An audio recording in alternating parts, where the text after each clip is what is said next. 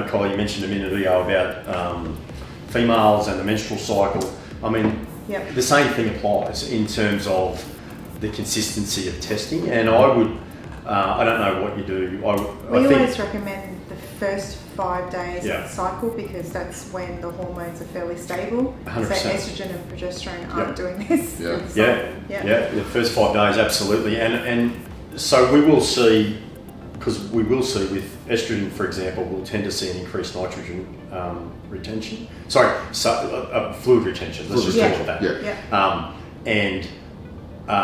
We'll get it the same. We still get fluid retention with progesterone, but it's a different mechanism, which doesn't matter. But you do have that fluid retentive. So for women that fluctuate their weight or let's call it their body weight will fluctuate 3 kilos easily over the course of that cycle.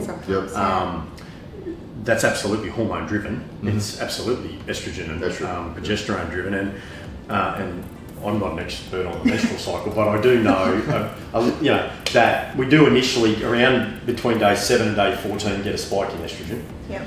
Okay, so first 5 days makes great sense, and then around day maybe 12 to 16 you'll get your progesterone spike, and then after that it'll tend to plateau back out again. And then things like luteinizing hormone kick in and follicle stimulating hormone, but they don't have as much of an impact on the fluid retention piece. So it's really by about day 14, so between days, I'm not an expert, but there's about a 7 to 10 day period in the middle there where the hormone estrogen and progesterone influence is significant. And I think that's fairly consistent with what females report around that. So testing every 4 weeks within those first 5 days. In a perfect world. In the first 5 days, because in the first 5 days of that, you've just got to establish when that is. Because the first 5 days, you're pretty level, like luteinizing hormone's pretty consistent, follicle stimulating is consistent, you've got a little bit of estrogen, but it's pretty consistent. Then it's a bit all over the place for about 7 to 10 days.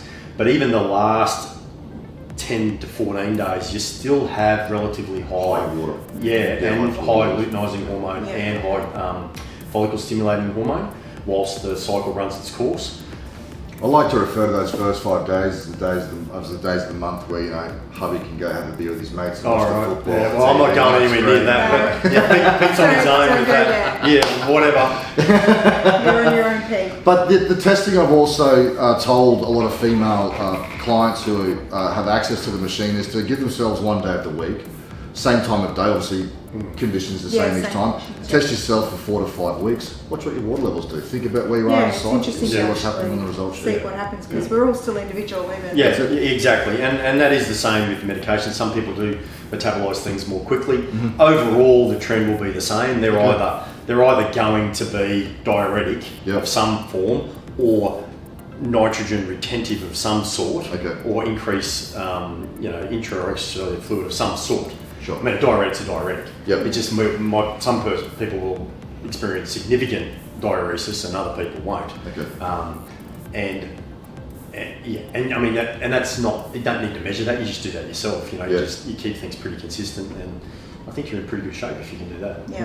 And for women who are on any hormone replacement therapy, same similar deal. Thing, same mechanisms like the hormone HRT stuff, similar to even in men. So testosterone supplementation, the anabolics, and the HRT for the women, it's the same deal. They'll work on they'll tend to be retentive, and they will have an impact on nitrogen balance and things like that. But again, if you're on HRT and you're on HRT, consistently across your scans, no problem. So we go back to the consistency. If you commence that, you'll see a shift of several percent, and total volume of body water and lean muscle mass, you'll see a shift. There's no question. And if you're new to taking a new medication, often that will take several weeks to sort itself out as well. So if you commence HRT as a female and you've been scanning previously, it's important to clarify that the response that they're getting is absolutely expected. It's absolutely normal, and that's absolutely individual. We're going to scan now on several occasions over the next 1, 2, 3 months, periods of time. we'll give it a chance to plateau itself and work itself out. We'll keep everything else as consistent as we can, and their numbers will come back together. But you know, you've got to expect that to happen. I mean, the body, it's a really dynamic scenario, and that would not matter if it was BIA, DEXA, body quad. It doesn't matter. They're all going to have those slight perturbations on the result, and that's totally normal. Yeah. Yeah. So we keep banging on. Back to those standardising. I mean, that's not easy to do with clients because it's not always the highest priority. But if you can make it consistently, pre-workout, don't be ad hoc. So don't do it before a workout one day and after a workout another day, or as best you can. Keep it pretty straightforward.